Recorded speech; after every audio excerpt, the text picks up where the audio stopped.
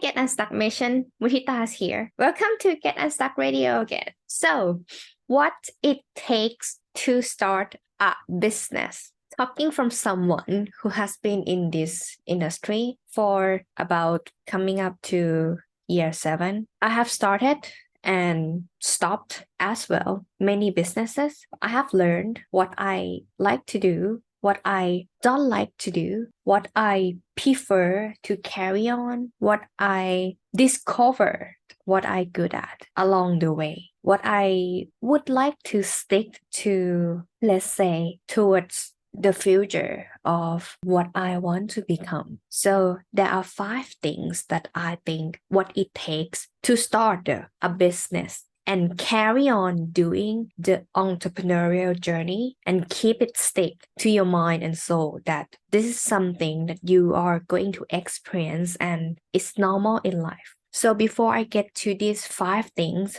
I want you to think about the reason why you want to start it at the first place. Me, I want to have a location freedom. Basically, I just want to have a job that I can move around to other places. Back in those days, I started to think about how can I make money working anywhere. That was the starting point. Like what type of job that I can do while I traveling or while I studying or while I just remotely relocating, let's say, because I don't know what life would bring me. I may be moved to another country because of my job back at that time, or I may be immigrate due to the study, but I still want to make money regardless where I live. So that's how I started the business at the very beginning. And because of that, I need to find my unfair advantage of and what I am good at to start it with, to see the problem and the solution that I can solve to start as a business at the very, very beginning of the journey. So that is how I started. And that's how the origin of freedom lifestyle, let's say, have started. Number 1 thing that occurred to me, what it takes to start a business is to have a courage. No one agreed with me to start a business. No one, literally. I come from an Asia background and the whole family, of course, want me to have a stable life. But I don't know what stable actually means. I mean, financially stable. However, I don't really know how to make me feel like I'm stable, yet like what I do. So the key thinking back then, I just want to keep moving countries while I still working. Like that was my unbreakable rules. So I took that courage as the very first thought to start as a freelancer, just whatever I have to do.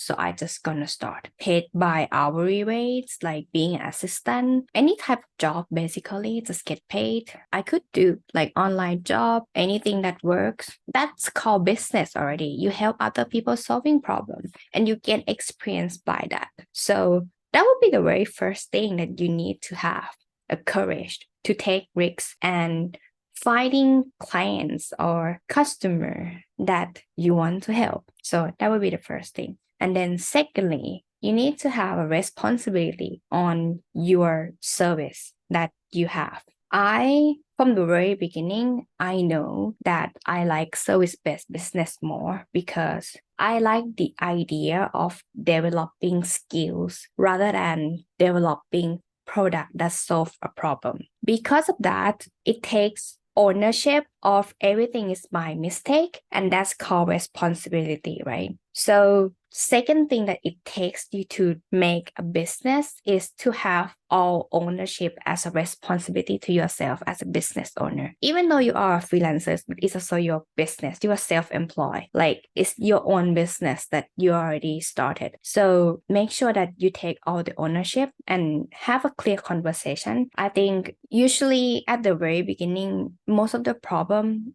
still until this day, whenever the problem happens, usually it would be about communication. And because we didn't set the clear expectation since the very beginning, therefore, when we couldn't negotiate or having a same page on the communication, that's when both sides of the story are not in alignment. And that could cause a conflict, right? So how to prevent that to happen? We set a same expectation when we come into an agreement of working and make that clear. And whenever there tends to have a conflict, you come back to that conversation again, even it's a hard one, but you have that so that you wouldn't have a harder conversation later on the line. So you take that responsibility seriously to prevent that to happen. That also a very important skill to have a business. Then the next one is acceptance. After you take this ownership very clear, you have to surrender to the outcome, whether it's going to be for your client's sakes or it will benefit to you. Sometimes you can't control. I used to be a person that I need to know the answer right away. I don't really like myself when I was that kind of person. I used to be that very answer focused person. And I think that really not a good type of like mental situation. Like I always needed to get the answer and I always like go get there too much that nothing is flexible at all. So I talked to myself that the reason why I needed to control the outcome all the time was because I couldn't accept the flow of surrender to what I have done my best. Yet I maybe think I haven't done the best of myself just yet, meaning that I actually not trusting myself of what I have done. So acceptance of what you have done already is so important. Self-trust is so important that it's something that you have to build.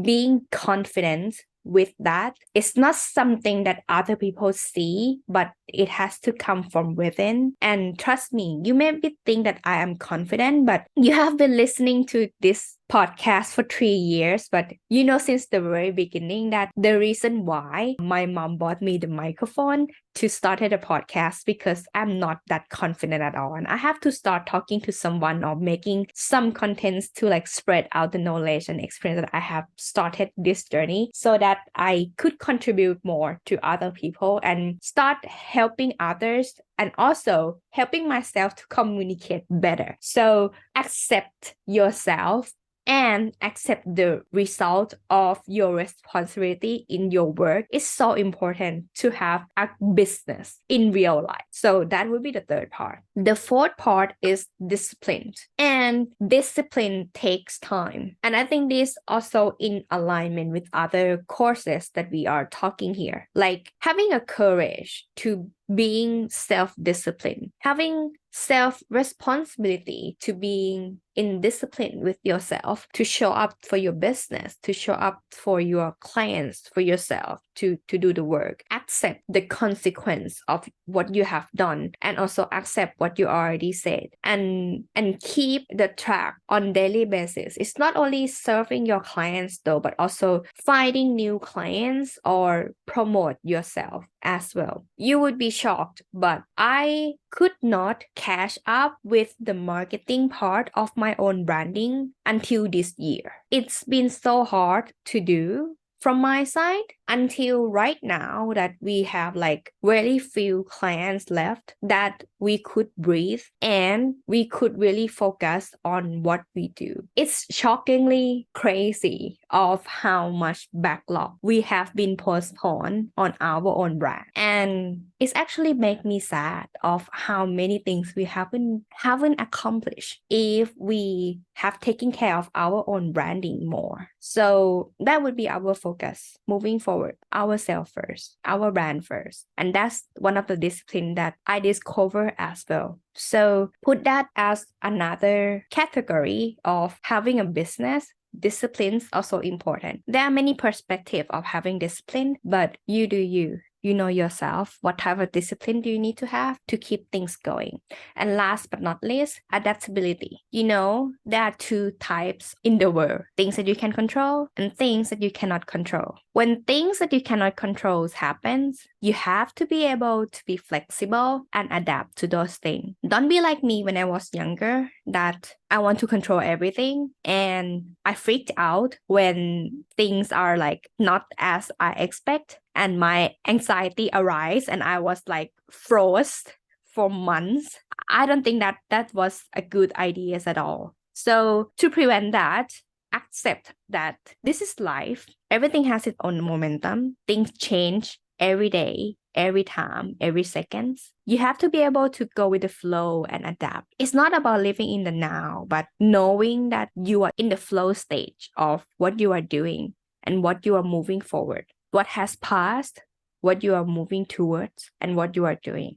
Just that. So whatever happens in your way, happen for a reason. You just need to know what you are heading to.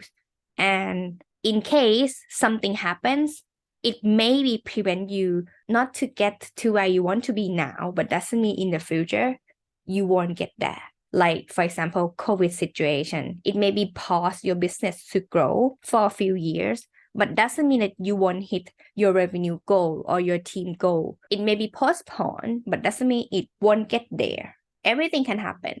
You just need patience, discipline, responsibility, acceptance, courage, and adaptability. So I hope this episode served you well. And these are what it takes, in my opinion, to make a business. See you in the next episode. Don't forget to subscribe. See ya. Get unstuck.